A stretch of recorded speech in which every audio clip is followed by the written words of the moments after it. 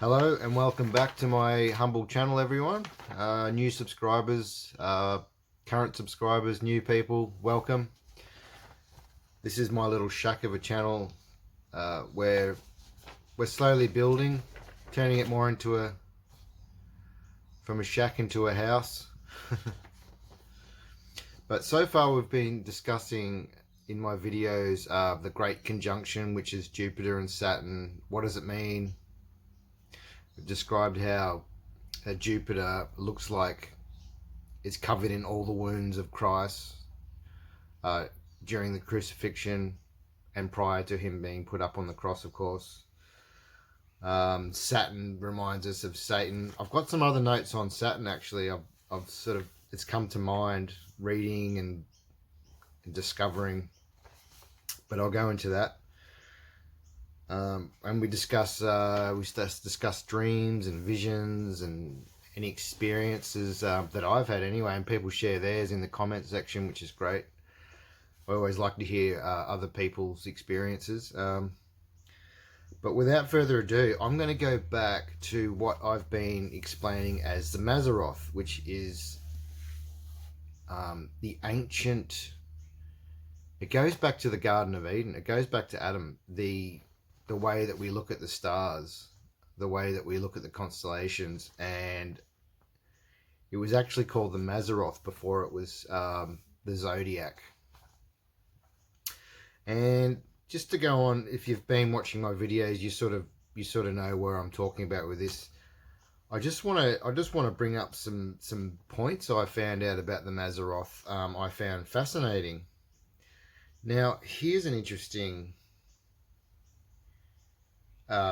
description of the word Mazzaroth. And kind of simplifies it. It's a continual reminder that the seed of the woman, which we know as Virgo in the constellations, will ultimately triumph over the serpent. That's basically the summing up of what the Mazzaroth is. It's the gospel in the stars. It's been called many, many times. The entire ancient world received the gospel way before Christ was even born. The entire ancient world knew about the gospel in the stars before Christ showed up. So they had no excuse. They knew what was to come. And it's funny how Herod didn't know what the three wise men were talking about. Maybe he'd fallen so far into ignorance that it was out of mind for people like high-minded people like that. Also, if you look, I'm sure you've seen in your life, looking at video of churches and big famous cathedrals, and you'll see they have those big giant stained glass windows. There's one particular one I want to talk about. It's in a place called the Notre Dame Cathedral. I believe that was the one that burnt down very recently. But they had a window in there. I don't know if it's still up there, or because I think they're repairing it, but it was called the North Rose window. Now I'll quickly put a picture of it up here.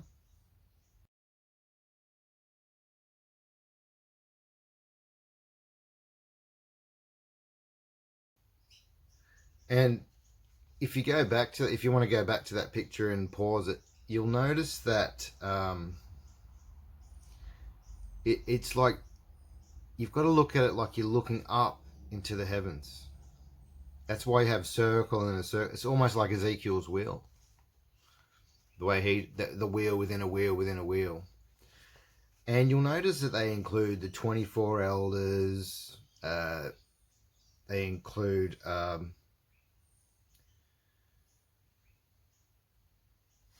I wrote this down. They include all the important notes in the Bible about the 24 elders. They have all the constellations, of course. They have all the months of the year, and it goes on. There's so much detail in there. You have to look.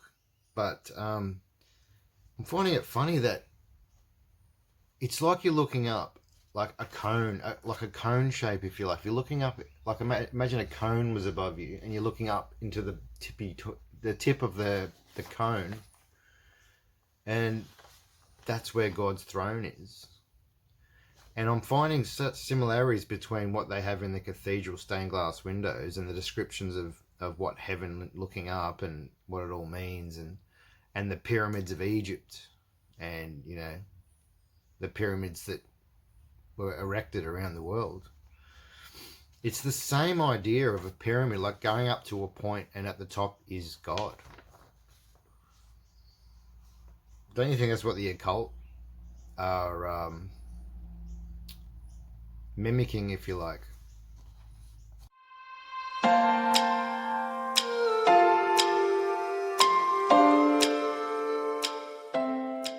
Let's talk about how the Hebrew would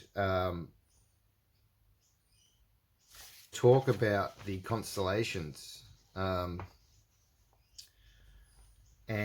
what sort of descriptions they'd give them. Like here's just an example of Orion.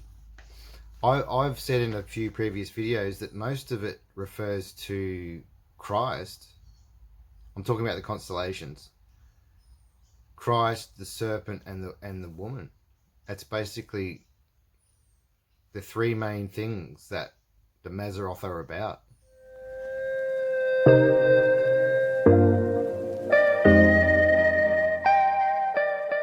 The 24 brightest stars are referenced in the Bible.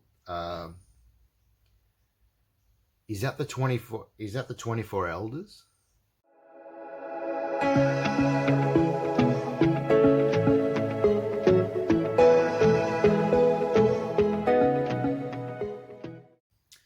Okay, here's some great notes. Stars were so important that God named every single one of them and numbered them. Here's Psalms 147. He determines the number of the stars and calls them each by name. I'm not going by the King James here. I'm just going by this basic reference here. Lift up your eyes and look to the heavens. Who created all of these? He who brings out the starry host one by one and calls forth each of them by name. Because of his great power and mighty strength, not one of them is missing. Psalm 20:26.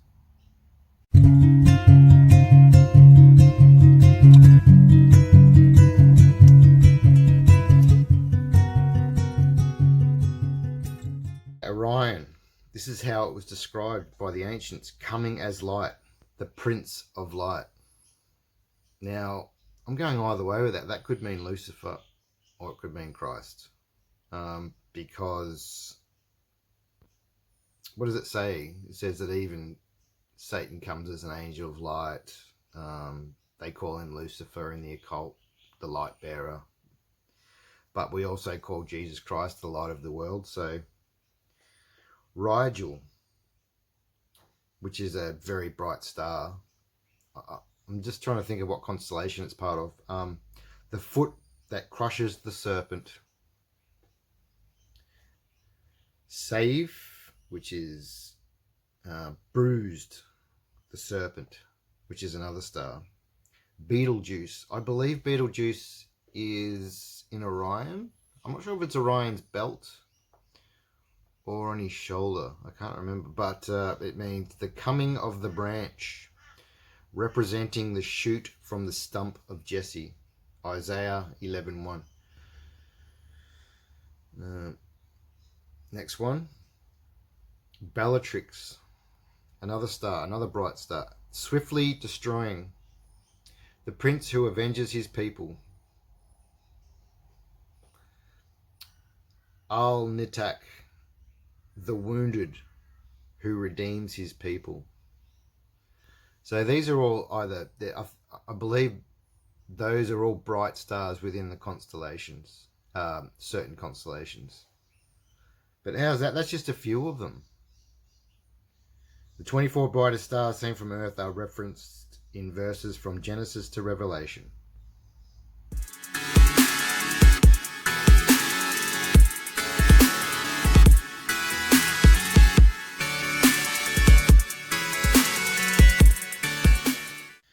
Okay, here's some great notes. Stars were so important that God named every single one of them and numbered them.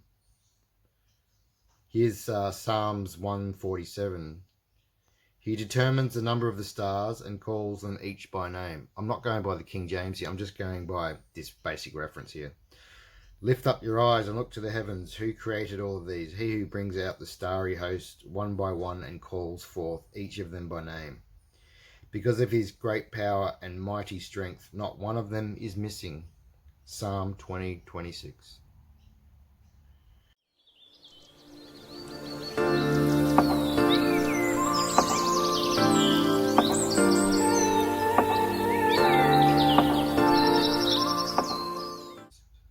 So that window I was talking about, God the Creator is in the center, surrounded by the days of creation. They are surrounded by each of the 12 signs of the zodiac, which represent the order of the heavens. Next, the labor of the months depict the order of the earth.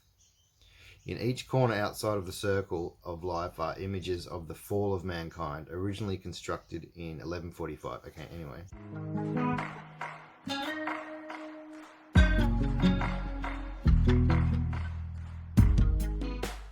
Here's some ancient descriptions of some common constellations that we do know. Okay, we've got Libra, Redeemer, Scorpio, Sufferer, Sagittarius, Conqueror, Virgo, Seed of the Woman, Jesus Incarnate, Capricorn, Sacrifice, Aquarius, the pouring out of the Holy Spirit. I said that a few video ago. I was talking about Aquarius, and I said, oh, it's a man pouring out water, and I said it could represent the flood, the pouring out of the Holy Spirit. So I'm glad I got that one right, because that's what it seemed like to me.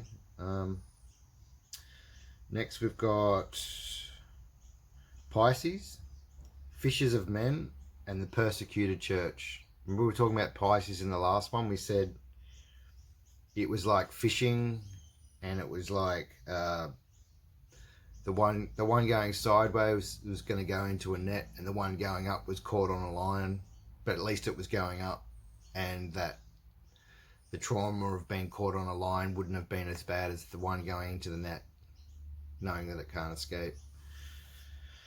And we've got Aries, which is a ram, but it was known as the glorious lamb. It's interesting. Taurus, Judge. Gemini, King. I can't see what it says under there. Protector for Cancer. Protector. Now, Cancer, I've listened to a few studies on that, and meaning like sheepfold, which is a place where you put all your sheep in for safety, and they close the gates.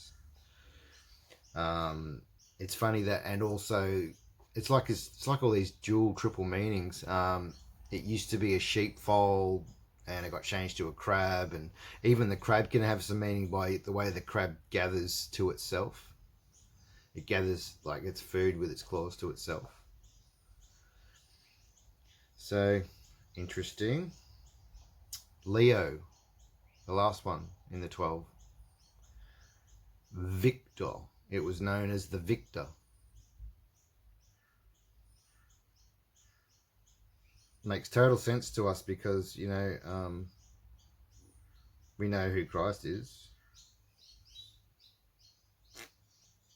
don't we?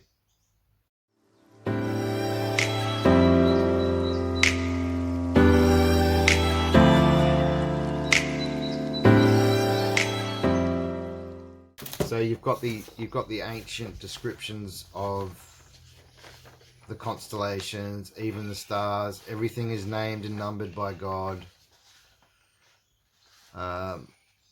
There's no reason to think otherwise. I think everything we know now is just a corruption, isn't it?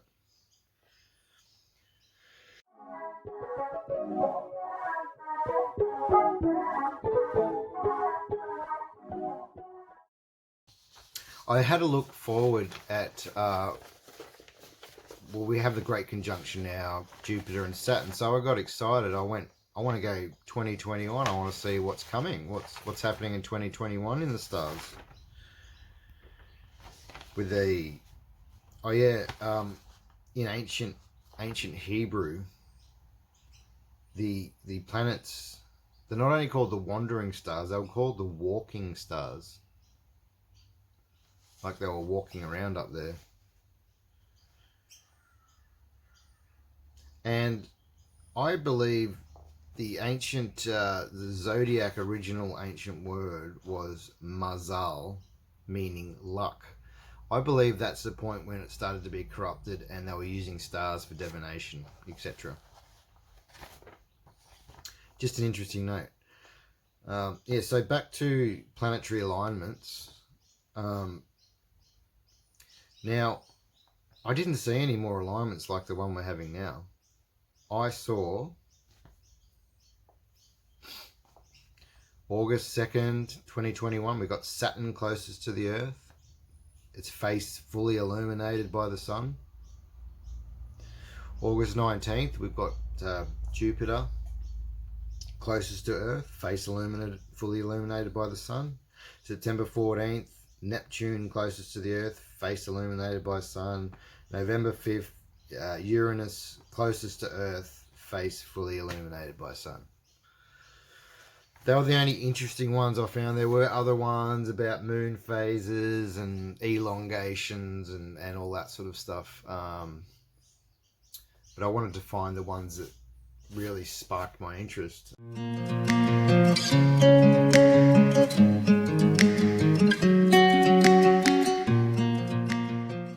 Moving on, we're talking about the escape of the bride and the vanishing versus the catching up, which reminds us of Pisces, etc. I was listening to some more great study last night from a certain channel, and not only is it teaching that the bride escapes first, and then there's Christ on the earth for 40 days, and then the seals start, but also saying that we may see an attack on Israel.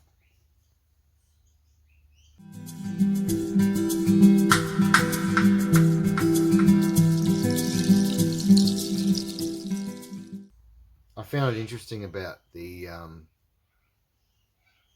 gospel in the stars, the Mazzaroth, that's been there for everyone, for every generation, before Scripture, before Jesus Christ walked the earth. Don't you find that fascinating? I'm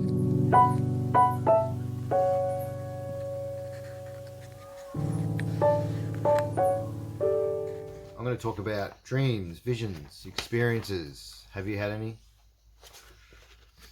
I was reminded. I was thinking hard because I've told a few of my dreams and experiences so far, and sometimes you think, oh, I've run out of things to talk about. I've run out of ones, but no, one came to mind. It was an experience. I was with my cousin in a tent, and we were camping in this big suburban backyard, and within my mother's property. And we were sitting there. We were young guys. We thought we knew everything about everything. We were talking about death and afterlife, and my cousin was telling me about a friend who died in a car accident, and I was telling him about someone I knew who died. And we thought we had it pinned, like, no, he knew everything, no, I knew everything. All of a sudden, like a hand, it was like a hand on the outside of the tent. It was like the hand, like it rested its hand on the tent, and then it ran its hand all the way up the tent and then stopped. And I'll tell you what, within about 2 seconds, I was outside the tent. I wanted to see what it was.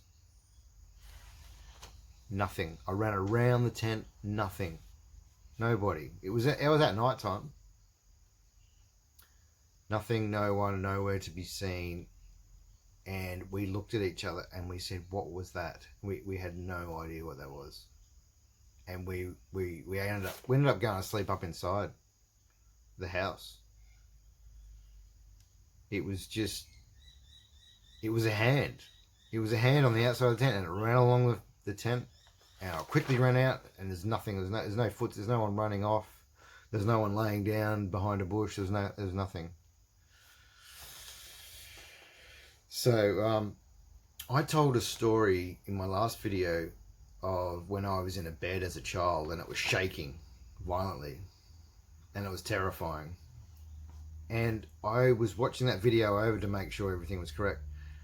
And I remembered that very same bed in that very same room about 2 years after that, 2 or 3 years. My grandfather, who was very ill, came to stay with us. He passed away in that very bed. I mean, he was old. He had a bad heart. It just sort of went like, whoa, that was that same bed. Because they laid him down on that bed. And that's where the ambulance came, and he'd passed away from a heart attack. I wasn't there, but I was on my way home, and I saw the ambulances, and yeah. Which reminds me of another. I had another grandfather stay with us. His wife had just passed, and they'd been together for years and years and years. And I remember as a child lying awake in my bed, and he had to stay in our room. And I remember specifically he was talking to himself, and he was yelling at God. He was calling God a bastard. He was calling God this. He was calling God that. Why did you have to take it? Why did you have to take it? He didn't know that I was listening. And that moment there in my life, I started to really think about God more, you know. Oh, why was God so cruel to my grandfather? I wasn't fully on board with what he was saying about God, you know, God's a bastard and all that. Why did he have to take her before him? And he died very shortly after. I don't think he had any reason to be here anymore. He was very old. His name was Jack. And I think that was it for him. So, yeah, that was another fascinating thing to remember. There was a dream. Quickly, I'm going to run out of time. But there was a dream I had. It was a great dream. It was a really quick dream. But always the best dreams are so quick. I was in this heavenly place. It was like Avatar times a million. But I was standing in this shallow stream, and the colours were so vibrant, and everything was radiating out colours of rainbow, if you know what I mean. And these two birds, like storks, like really tall, slender, beautiful birds, came up and stood either side of me, and they threw their heads on my chest, and we could just feel each other's love. And this whole place was like singing and humming and radiating. It was so beautiful, it was nearly unbearable. And it was such a quick dream. But it was these birds, and I always remember them as the birds of paradise, because it was just such a beautiful place, and I never wanted to leave.